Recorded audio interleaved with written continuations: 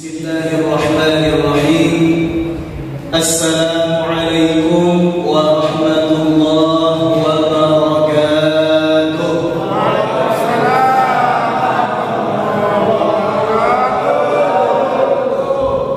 Yang jawab salam kita doakan sehat THR-nya cair.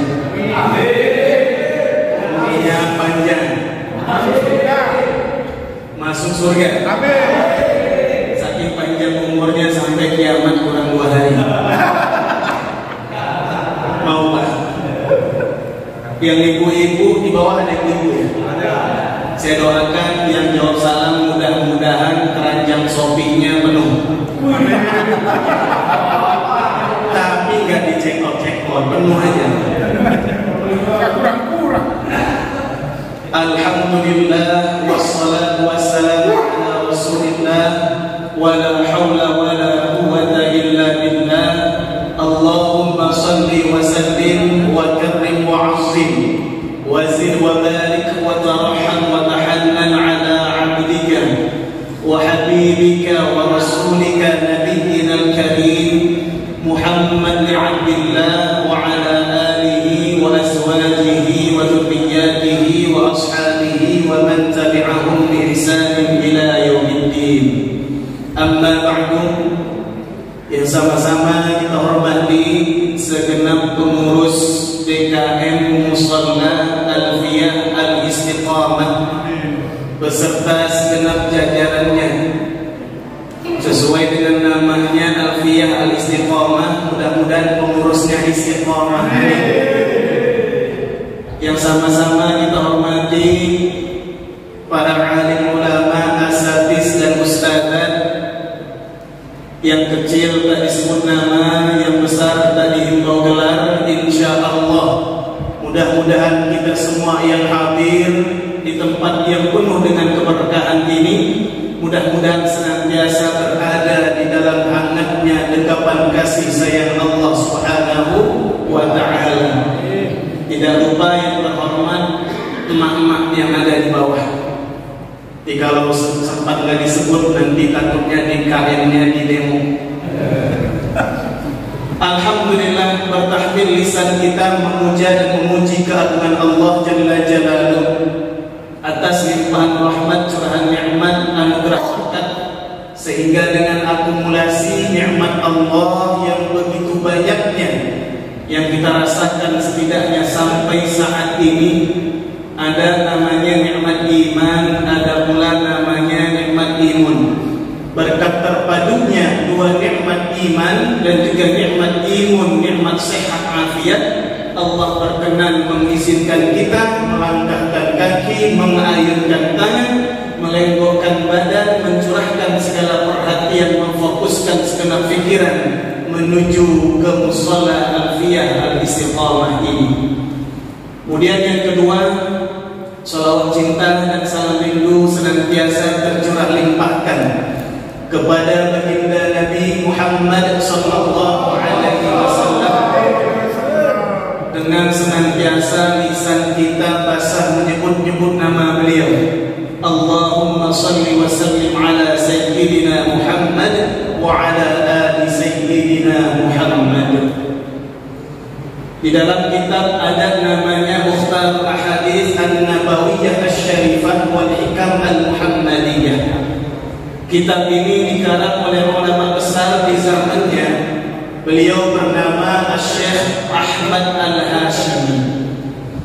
Di dalam kitab beliau tersebut terhimpun tidak kurang dari 1580 hadis jumlahnya. Satu hadis sebelum akhir, berarti nomor berapa ini? Nomor 1507. Ini kayaknya tadi sempat takjil dulu, kayaknya belum sempat makan berarti. Jadi nggak fokus gitu. Fokus. Iya. Satu hadis sebelum terakhir, berarti hadis nomor 1579. Hadis ini diriwayatkan oleh Al-Imam Abu Isa Muhammad bin Isa bin Sawrah At-Tirmizi, atau hari ini kita kenal beliau dengan nama panggung Al-Imam At-Tirmizi, wafat 279 Hijriah. Apa bunyi hadisnya? Rasulullah Shallallahu Alaihi Wasallam berpesan. Apa kata beliau? Al-bakhil, orang yang bakhil, orang yang pelit, kata baginda Nabi. Siapa dia? Man dzukirtu indahu falam yusalli alayya. Orang yang pelit itu, Pak Bu, ternyata orang yang ketika kata Nabi dzukirtu indahu, namaku disebutkan di sisinya, atau dia dengar nama nabinya, nama diriku, kata baginda Nabi, disebut-sebut orang, tetapi mulutnya diam sering bahasa, lidahnya keluh tanpa bicara, sekedar mengucapkan sallallahu alaihi wasallam saja, lisannya tidak tergerak. Berarti ini orang yang pelit. Hati-hati. Hal ini senada dan seirama dengan yang disampaikan oleh ulama Kaliabang Nangka Bekasi. Kira-kira siapa namanya? Beliau almarhum al-Maghfurlah Kiai Haji Mukhtar Pakurani bin Nirun bin Muhammad Syukri bin Abdullah, yang hari ini Pak nama jalan itu. Ya, jadi kiai besar di Bekasi yang paling viral itu ada 3. Yang pertama Kiai Haji Nur Ali Ujung Harapan, pahlawan nasional. Yang kedua ada namanya Kiai Haji Muhajirin Amsar Ad-Dari. Ini pesantren An-Nida Al-Islami. Salah satu karya beliau yang fenomenal, bahkan dikaji di Timur Tengah. Ada Pak namanya kitab Misbahus Shalam, syarah dari kitab Bulughul Maram min Adillatil Ahkam. Beliau yang syarah kitab yang ditulis oleh Al-Imam Al-Hafiz Ibnu Hajar Al-Asqalani, kitab Bulughul Maram. Nah, disyarah oleh beliau. Orang mana? Orang Bekasi. Nah, ini luar biasa. Yang terakhir adalah Kiai Haji Mukhtar Pakurani bin Nirun bin Muhammad Syukri bin Abdullah. Ini 3 serangkai trimurti namanya.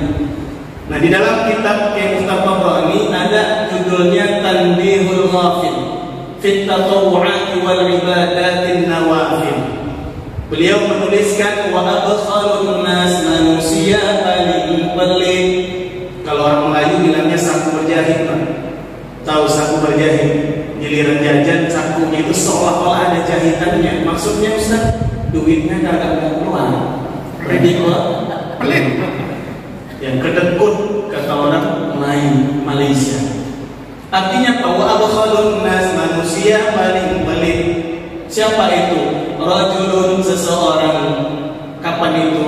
Ketika dzukira Muhammadun, nama Muhammad disebutkan, au sami'a bi dzikrihi, atau dia dengar nama nabinya disebutkan orang, apa yang dia lakukan? Fala yusalli alaihi, lisannya tidak tergerak untuk mengucapkan salawat salam kepada baginda Nabi. Ini orang yang pelit.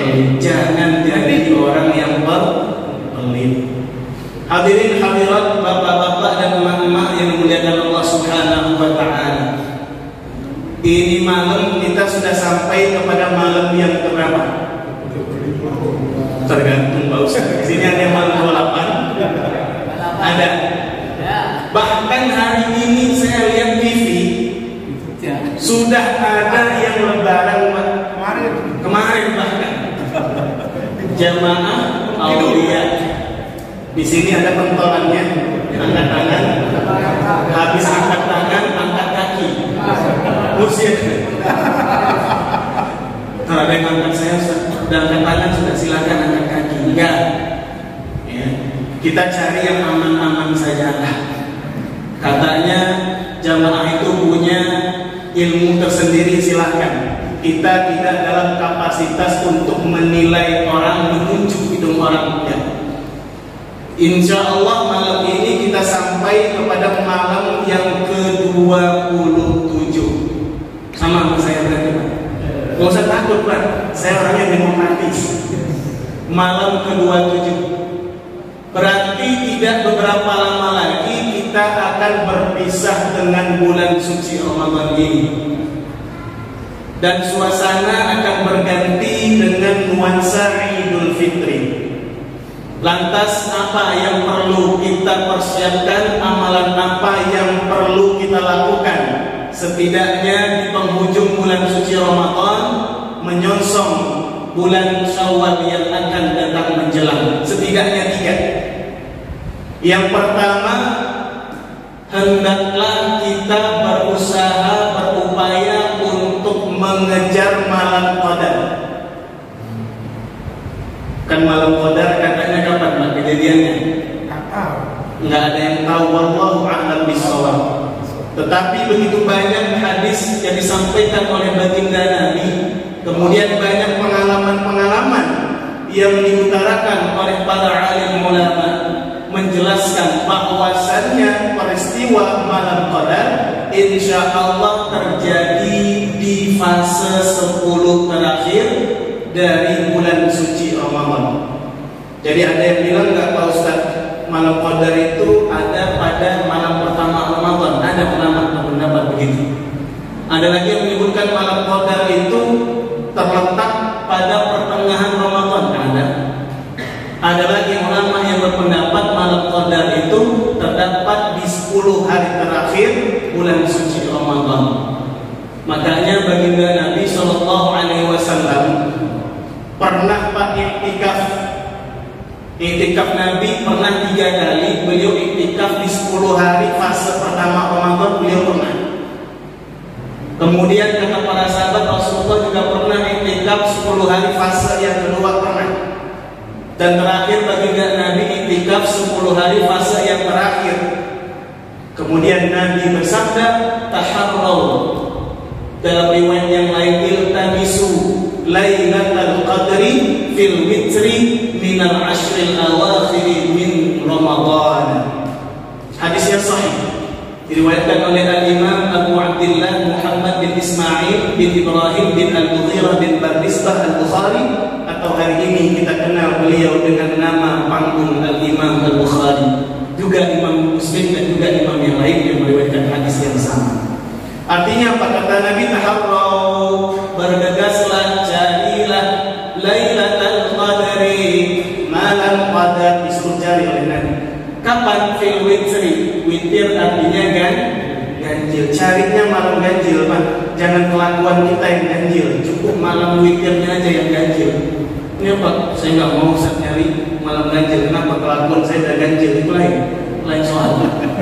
Jadi carilah malam qadar itu pada malam witir, kata baginda Nabi. Kapan? Minal ashril awakhir, 10 malam terakhir min Ramadan atau min syahri Ramadan, dari bulan Ramadan. Bahkan Pak Bu, Al-Imam Abu Abdillah Muhammad bin Idris Asy-Syafi'i yang lahir di Gaza tahun 150 Hijriah, wafat 204 Hijriah, imam mazhab kita. Beliau menyampaikan malam qadar itu kalau tidak pada malam ke-21, insya Allah pada malam ke-23. Kalau memang kejadiannya begitu, kita udah kelewatan terlewat. Pasti nggak Pak Ustaz? Nggak ada pasti. Ada lagi ulama yang menyebutkan malam qadar itu pada malam ke-27 ini. Kita malam ke-27 insya Allah. Siapa? Banyak diantaranya Al-Imam Al-Ghazali Hujjatul Islam yang lahir di kota Tus 450 Hijriah, wafat 505 Hijriah. Kenapa? Kata beliau begini, kalau Imam Ghazali ada unik. Jadi beliau membagi-bagi, kalau hari pertama Ramadan itu hari Senin, berarti Lailatul Qadarnya malam keberapa. Kalau misalnya hari Selasa, berarti malam qadarnya malam keberapa. Beda-beda. Kemarin hari pertama puasa kita hari orang lapar ditanya. Harusnya jawab itu, udah Pak Ustaz langsung aja orang lapar. Tadi baru takjil doang Pak Ustaz, baru korma 3 minum langsung ke sini, belum sempat makan berat. Ayam bakar masih nganggur itu. Pakai ditanya. Hari pertama kemarin hari Selasa kita puasa. Kata Imam Al-Ghazali, kalau hari pertama puasa itu hari Selasa atau Jumat, maka kemungkinan terbesar malam qadarnya adalah malam ke-27. Amin. Udah berapa itu? Dan 1 ya, jaminan. Kemudian para ulama dari mazhab Malikiyah atau Hanabilah jadi di mazhab Maliki sama Hambali bahkan mereka memastikan bahwasannya malam Qadar setiap Ramadan itu adalah malam ke-27. Ini udah banyak ulamanya 27. Berarti elektabilitasnya tinggi. Mungkin 58% mungkin ya. Masa lalu sejarah. Ya. Jadi paling tinggi 27 ini. Siapa lagi di dalam kitab Mukasyafatul Qulub Al-Muqarrab ila Hadrati 'Allamil Ghuyub fi 'ilmi tasawuf. Ini kitab dikarang oleh Al-Imam Al-Ghazali juga. Ketika mengisahkan menceritakan tentang malam Qadar, beliau mengutip sebuah riwayat yang datang dari Sayyidina Umar bin Khattab radhiyallahu anhu. Apa kata Sayyidina Umar bin Khattab? Man ahya lailata 27 min Ramadan ila subhi. Orang yang menghidupkan malam Ramadan tepat pada malam ke-27 ila subhi, kata Sayyidina Umar, sampai subuh dia ngidupin malam. Ngapain? Main gaplek di pos ronda? Enggak. Dia ngidupin malam nih, balak 1, balak 3, balak 6. Kan itu pengalaman. Nanti bagian ini diedit ya. Siapa yang menghidupkan malam 27 sampai subuh, kata Sayyidina Umar, yang demikian itu, kata beliau, ahabbu ilayya, lebih aku senangi ketimbang kaum muslimin menghidupkan seluruh malam Ramadan yang lain. Artinya Pak, ini kan pengalaman orang beda-beda Pak. Ada yang dapat pengalaman Lailatul Qadar di malam 21, ada, makanya beliau bilang malam 21. Ada yang dapatnya malam 23, makanya beliau sebut malam 23. Jadi nggak menentu itu, Lailatul Qadar itu nggak menentu malam 27 terus nggak ada jaminan juga. Malam 21 terus nggak ada jaminan. Supaya apa? Supaya kita ini berharapnya hanya kepada Allah. Amin. Jadi bukan hanya kayak perjudian Pak ya. Jadi nunggu malam 27 baru sibuk gitu. Giliran malam 26 santai. Masalahnya hitungan ganjil genap ini menurut siapa? Menurut NU atau Muhammadiyah? Itu aja udah beda Pak. Itu aja udah beda. Jadi malam ini 27 ganjil, tunggu dulu Muhammadiyah menang. Tuh, mau yang mana yang benar? Bingung kan? Makanya intinya apa? Carilah Lailatul Qadar pada 10 hari terakhir bulan Ramadan. Itu rumusnya. Caranya gimana Pak Ustaz? Pertama, qiyamul lail, menghidupkan malam. Makanya dalam hadis Pak Bu, baginda Nabi pernah bersabda, man qama lailatal qadri imanan wa ihtisaban ghufira lahu ma taqaddama min dzambi. Hadisnya sahih. Orang yang qama, mendirikan malam Ramadan. Kalau qama itu Pak artinya apa? Mendirikan Ramadan lengkap dengan syarat dan rukun-rukunnya, itu maksudnya. Makanya di dalam surah Al-Ma'un, kalau kita belajar tafsir Pak Bu, disebutkan di situ fawailun lil musallin, celaka orang-orang yang sholat. Allah tidak menggunakan kata-kata fawailun limuqimi as-shalah. Kenapa? Artinya apa? Kalau disebut orang musallin langsung yang celaka, orang yang sholat celaka, artinya apa? Maknanya dia sholatnya asal-asalan, tidak memenuhi syarat rukunnya, sholatnya cepat luar biasa, tarawih 23 rakaat diterabas hanya dalam waktu 7 menit. Ini namanya imamnya imam flash. Imamnya ini super cepat, barangkali alumni Formula One. Iya, cepat luar biasa. Atau jangan-jangan terinspirasi dari kisah Isra Mi'raj pada bab kendaraan Rasulullah namanya Buraq. Kenapa cepat dan luar biasa memang? Artinya apa? Nah ini perlu hati-hati. Makanya disebutkan man qama, berarti apa? Orang yang melaksanakan qiyamul lail lengkap dengan memperhatikan syarat dan rukun-rukunnya, itu maksudnya. Jadi siapa saja yang mendirikan malam Ramadan imanan, landasannya iman, artinya apa? Percaya janji Allah itu pasti, percaya kalau mendirikan malam Ramadan Allah beri garansi pemutihan dosa. Itu Jangan pajak dong, panunggah kami suka berharap ya mau apa pemutihan pajak. Sama dosa itu udah kebanyakan. Nah ini bulan Ramadan adalah bulan pemutihan dosa. Syarat ketentuan berlaku. Apa yang pertama tadi itu iman. Dengan keimanan, artinya apa? Iman ini kan hubungan relasi dengan Allah, Pak. Berarti maknanya apa? Hubungan vertikal ke atas pada Allah. Perbaiki hubungan kepada Allah. Kemudian syarat yang kedua, wahtisaban. Artinya apa? Talabul thawab. Para ulama menafsirkan atau mensyarah hadisnya begitu, mengharapkan pahala betul. Tapi kami punya makna yang lain. Ihtisaban juga dekat dengan kata muhasabah. Artinya apa? Introspeksi diri. Berarti hubungan horizontal sesama kita manusia. Artinya apa? Seolah-olah Allah melalui lisan Rasulullah ingin menyatakan siapa saja yang beribadah di bulan suci Ramadan malamnya dia qiyamul lail dengan syarat dia memperbaiki kualitas hubungannya di mana? Kualitas hubungan dengan Allah, wahtisaban, introspeksi diri, dia perbaiki hubungannya dengan sesama makhluk, hablum minallahnya bagus, hablum minan nasnya jalan, baru kemudian Allah berikan jaminan ghufira lahu ma taqaddama min dzambi. Dosa yang berlalu Allah hapuskan. Jadi nggak cukup Pak kita sibuk sujud, ruku, tapi sama tetangga julid, nggak bisa. Julid pol-polan bro ini. Artinya nggak bisa.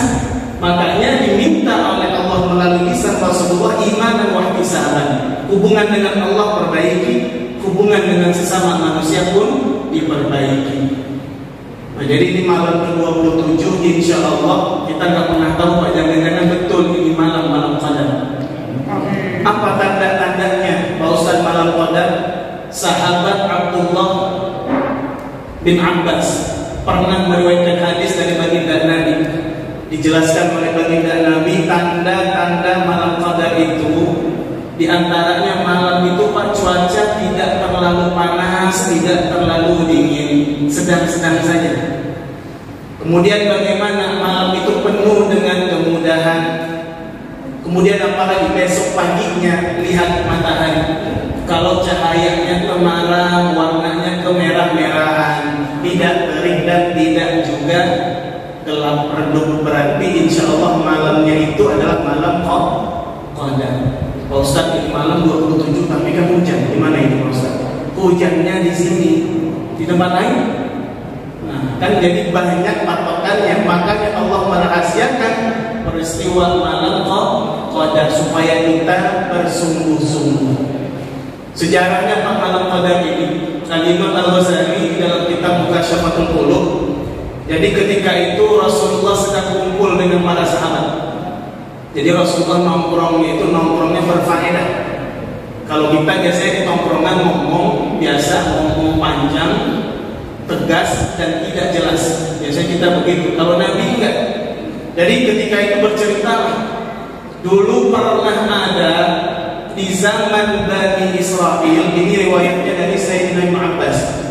Pada zaman Bani Israel dulu pernah hidup seorang orang soleh. Bahkan disebut beliau itu adalah seorang nabi. Siapa namanya? Syam'un al-Ghazi. Katanya orang Gaza, makanya Ghazi. Jadi kalau misalnya ini orang Bekasi berarti Al-Bekasi. Kalau orang Madura Al-Maduri. Kalau orang Medan Al-Maidani. Kalau orang Banten Al-Bantani. Kalau orang Bogor Al-Bogori. Nah, jadi Syam'un al-Ghazi namanya. Dia ini pas seorang nabi yang Allah berikan mukjizat luar biasa. Apa? Fisiknya sangat kuat. Saking kuat fisiknya ini orang-orang kafir waktu itu yang hidup di tanah Romawi kebingungan, ini gimana ini cara ngatasin ini orang. Kenapa? Syam'un al-Ghazi ini perang luar biasa, fisiknya kuat Pak. Jadi nggak ada celah itu buat orang kafir waktu itu yang tidak menganut agama tauhid. Ini gimana yang memberantas orang kayak gini? Susahnya minta ampun. Akhirnya Raja Israel punya ide. Kalau begitu coba kita sayembarain aja. Siapa yang bisa mengalahkan Syam'un al-Ghazi, kita kasih dia nanti zahab. Zahab itu emas, wal fiddah, perak, dan segala macam pernak-pernik perhiasan yang mahal. Terus akhirnya apa? Tiba-tiba istri Syam'un Pak Naim. Kadang istri ini begitu. Kadang jadi teman, kadang jadilah lawan. Hati-hati Pak sama bini. Lagi tidur ngorok gitu kan, sebelumnya berantem, hati-hati gitu. Tiba-tiba pas bangun udah pindah alam. Kenapa? Dia kok pakai bantal. Alhamdulillah. Artinya Pak istri ini hati-hati. Hati-hati milih istri. Kalau yang udah terpilih ya udah nikmati saja. Berbanyak sabar dengan ganti istri, nggak bisa presiden bisa ganti, tapi bini mah jangan. Ya, usahakan jangan, nanti bergetar Allah. Allah menghalalkan yang namanya cerai, tapi Allah nggak suka. Allah benci dengan perceraian, meskipun halal. Nah, jadi istri Syam'un ini menerima Pak. Oh ya kalau begitu biar saya ada yang jalankan misi. Jadi misi dikasih oleh penguasa nih ceritanya. Ini jangan belokin kemana-mana ya. Ini ceritanya itu. Ya di negara waktu itu. Jadi bininya ini Pak mau kerjasama dengan Raja Israel. Akhirnya Pak, ketika suaminya Syam'un ini tidur, dia bawa tali, bilhabli, bawa tali, kemudian diikat Pak, itu Syam'un. Pas ketika bininya ngikat lakinya ini, lakinya bangun, kaget luar biasa. Mada tasna'in, kamu ngapain? Dijawab oleh istrinya Pak. Kalau bahasa kita, kalau kita tahu kan gitu, nggak ngapa-ngapa. Ujar ribu kuat, saya hanya menguji kekuatanmu. Diikat pakai tali. Akhirnya Pak Syam'un dengan mudah melepaskan. Fakotoraha, dilepasin dengan mudah itu tali. Rek, selesai. Akhirnya Pak lapor itu bininya, keesokan harinya lapor kepada Raja Israel. Nggak bisa Raja, nggak bisa Pak Presiden. Kenapa? Bini terlalu kuat gitu. Ya, terlalu kuat. Akhirnya Pak dikirimkan lagi Pak. Fab'athu ilaiha silsilatan. Dalam kitab dikirimkan lagi silsilah itu rantai dari besi. Jadi kalau tidur kita lagi ya pakai rantai. Kalau tali gagal kita pakai rantai. Oke, akhirnya diikat pakai rantai. Pas diikat pakai rantai, besoknya bangun, Syam'un bangun. Akhirnya dengan mudah Pak itu rantai besi copot, fakotorahan copot. Akhirnya lapor lagi. Bininya lapor kepada penguasa yang zalim, Presiden Bani Israel waktu itu, zalim dia, lapor ke situ. Gimana ya Raja? Nggak bisa, pakai tali putus, pakai rantai hancur, nggak bisa, kuat ya Raja. Akhirnya Pak coba dah, masa kita coba tanya sama laki lu, kira-kira apa kelemahannya? Nggak mungkin orang kuat nggak punya kelemahan. Akhirnya nanya Pak, ya bini yang namanya laki cinta sama bini gimana? Malam-malam kayak tadi Pak hujan ribut mau badai petir, kalau disuruh beli bakso di perempatan pasti mau kalau lagi cinta gitu. Akhirnya Pak ditanya, abang masa kita yang gitu, bang, abang kan kuat nih, kira-kira ada nggak kelemahan abang? Akhirnya cerita, Pak laki karena cinta begitu, karena cinta itu memang membutakan kan. Cerita, oh ya saya punya kelemahan. Kelemahannya di apa? Di zawaid. Apa itu zawaid? Nih. Tu'abati, ya, tawaid tu'abati. Apa? Kalau itu semacam rambut Pak. Kalau di bahasa Imam Ghazali itu Syam'un ini punya thamaniyatu zawaiba qawilatin. Kana lahu thamaniyatu zawaiba qawilatin. Dia punya 8 rambut yang panjang semacam dikepang adanya. Dikepang, rambutnya itu 8 kepangan sampai ke juru al-ardi, sampai ke tanah. Nah, curhatlah ini lakinya. Syam'un bilang ke bininya apa? Kelemahan saya itu, kalau saya ikat pakai rambut saya. Wah, akhirnya tahu tidur. Benar Pak. Itu bini fayyadat rijlaihi bi arba'atin dalam kitab. Bininya ngikat kakinya Syam'un dengan 4 yang tadi itu. Rambutnya diikat 4 di kaki, sisanya diikat di tangan. Benar Pak, nggak bisa lepas itu Syam'un. Nggak bisa lepas, akhirnya melapor kepada penguasa zalim Presiden Bani Israel waktu itu. Akhirnya ketangkeplah Syam'un, dibawa ke istana, disiksa dia. Bahkan dalam riwayat kupingnya dipotong tangannya, dipotong kakinya, bahkan dicongkel biji matanya. Penderitaan luar biasa. Akhirnya apa? Allah kirim malaikat Jibril. Jibril nanya, wahai Syam'un, apa yang kau mau? Mintakan kepada Allah supaya kembalikan lagi kekuatanmu. Akhirnya apa? ketika diikat itu Pak, kekuatannya kembali. Itu kan istana macam tiang-tiang begini Pak. Ini semua orang kumpul di sini, akhirnya apa? Ditariklah oleh dia, oleh Syamkhun ini. Rantai itu akhirnya tiang-tiang ini pun ikutan roboh. Akhirnya robohlah dan mati semua Bani Israil, termasuk waktu itu yang mati adalah istrinya Syamkhun. Nah, Syamkhun ini Pak sudah jadi bahasa kita. Dijadikan film, namanya Samson and Delilah. Saya masih ingat dulu, ini bener ini. Samson and Delilah, kisahnya begitu. Saya baru tahu itu kisah Nabi Syamkhun. Namanya di kita dikenal dengan Samson atau Simpson, Samson and Delilah. Saya bingung Delilah asalnya apa? Barangkali asalnya bahasa Arab Dolilah, artinya seorang perempuan yang benar-benar sesat. Akhirnya ketika setelah itu Syamkhun dikembalikan oleh Allah, fisiknya kembali bugar sehat seperti sedia kala. Nah, sejak saat itulah Nabi Syamkhun ini bernazar, saya akan berperang di jalan Allah selama 1000 bulan. Nazar di 1000 bulan berperang, pada siang harinya, malamnya saya akan sholat qiyamul lail selama 1000 bulan. Itulah disebut dengan al-fusyah. Nah, ketika para sahabat Nabi dengar kisah begitu Pak, langsung ada yang sedih, ya Nabi, umur umat bukan pendek. Kalau 1000 bulan itu Pak berapa tahun kira-kira? 83 tahun. Nah, umur umat pendek. Ya kan Nabi pernah bersabda, "Ta'malu ummati," kata Nabi, umur umatku ma baina 60 wa 70, hanya kisaran 60 sampai 70.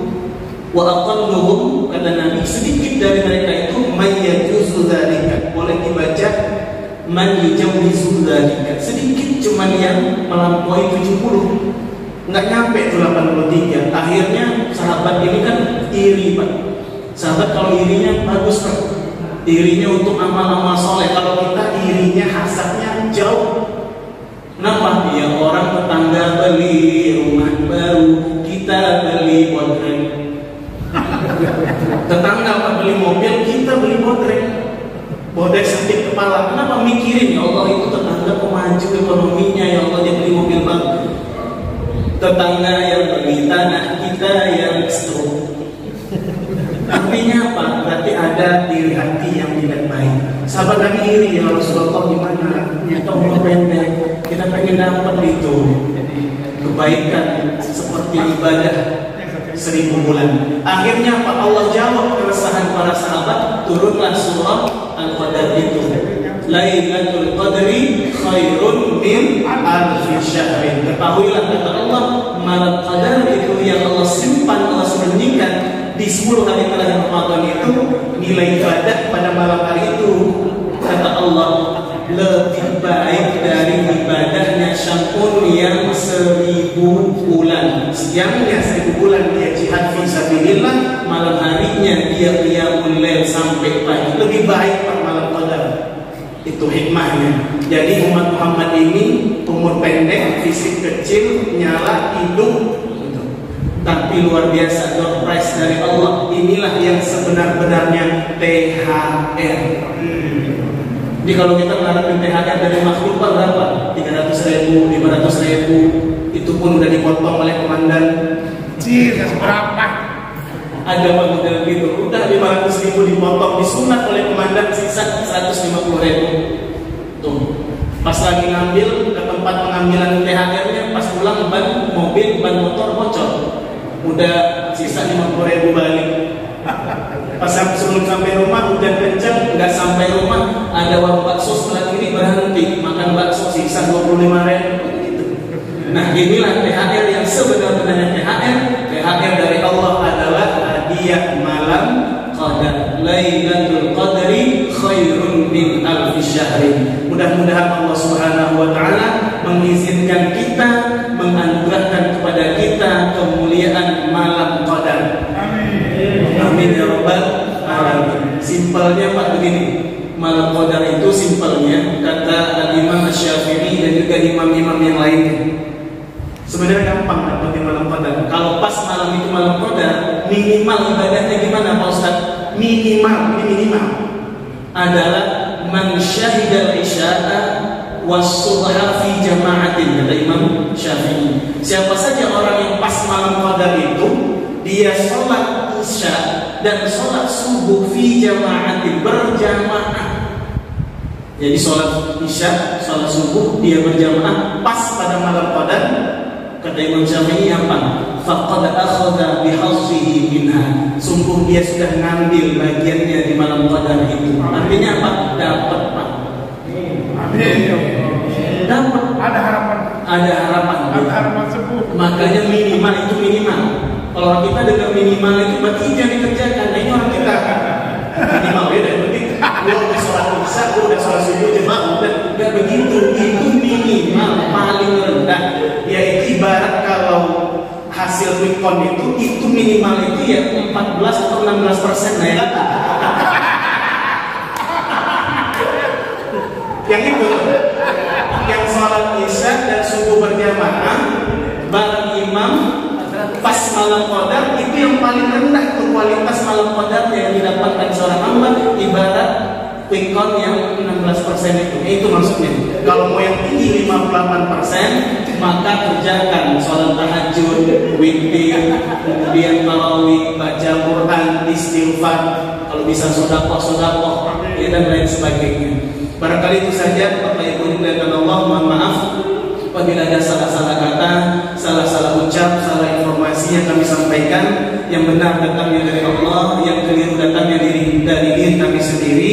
Kepada Allah kami mohon ampun, kepada jamaah kami mohon maaf. Wallahu muwaffiq ila aqwamit thariq. Assalamualaikum warahmatullahi wabarakatuh.